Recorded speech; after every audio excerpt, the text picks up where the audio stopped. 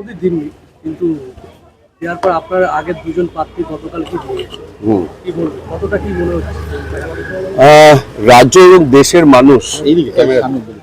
এবং দেশের মানুষ অতিষ্ঠ হয়ে উঠেছে দুটো সরকারের শাসনে। কৃষক তার ন্যূনতম এমএসপি যেটা পাওয়ার কথা সেটা পাচ্ছেন না। এখানে ছাত্র যুবরা দিনের পর দিন মাতঙ্গিনী হাজরার মূর্তির নিচে, না হলে গান্ধী মূর্তির নিচে অবস্থান করছেন। পাশ করা শিক্ষকরা অবস্থান করছেন, কিন্তু তারা নিয়োগ হচ্ছে না। যারা নিয়োগ হচ্ছে তারা সব শুদ্ধ বাতিল হয়ে যাচ্ছে। অর্থাৎ এমন একটা অবস্থা তৈরি হয়েছে যে সরকারের ক্লাব চালানোর মুন্সিয়ানা নেই, তারা সরকার চালানোর দায়িত্ব নিয়েছে।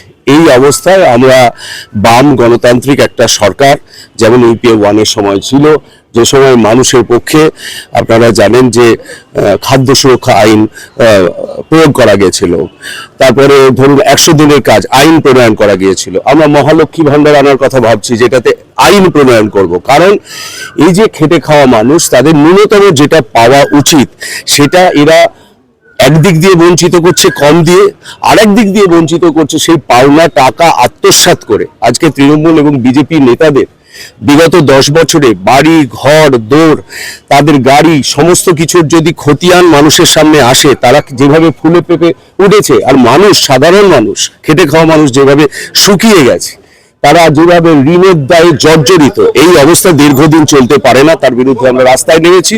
এবং ব্যারাকপুরে আপনারা জানেন দু ধরনের মানুষ আছে, শ্রমজীবী মানুষ আছে, কৃষিজীবী মানুষ আছে।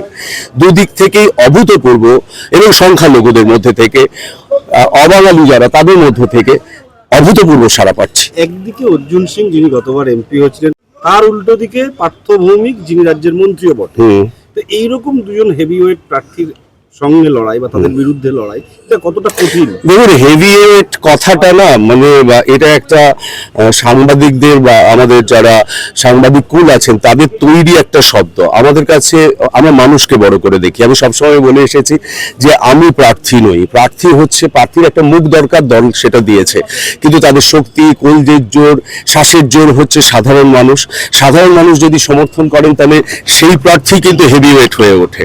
তো সেইখানে এই যে দুজন প্রার্থীর কথা বললেন, তারা জনবিচ্ছিন্ন, মানুষকে সুযোগ সুবিধা দেওয়ার বদলে ভোট চুরিতে তারা পারদর্শী। তো সেখানে যদি প্রশাসন এবং নির্বাচন কমিশন সঠিক ভোট করতে পারে, তাহলে সাধারণ মানুষ জিতবে, তাদের চাহিদা জিতবে, এবং বামপন্থীরা আবার সংসদে ব্যারাকপুর থেকে যেতে পারবে। তৃণমূল কংগ্রেস ইতিমধ্যেই বলতে শুরু করেছে, কংগ্রেস এবং সিপিএম তারা তৃণমূলের ভোট কাটাকাটিতে ব্যস্ত রয়েছেন, যে কারণে তৃণমূলের রেজাল্ট খারাপ হতে পারে।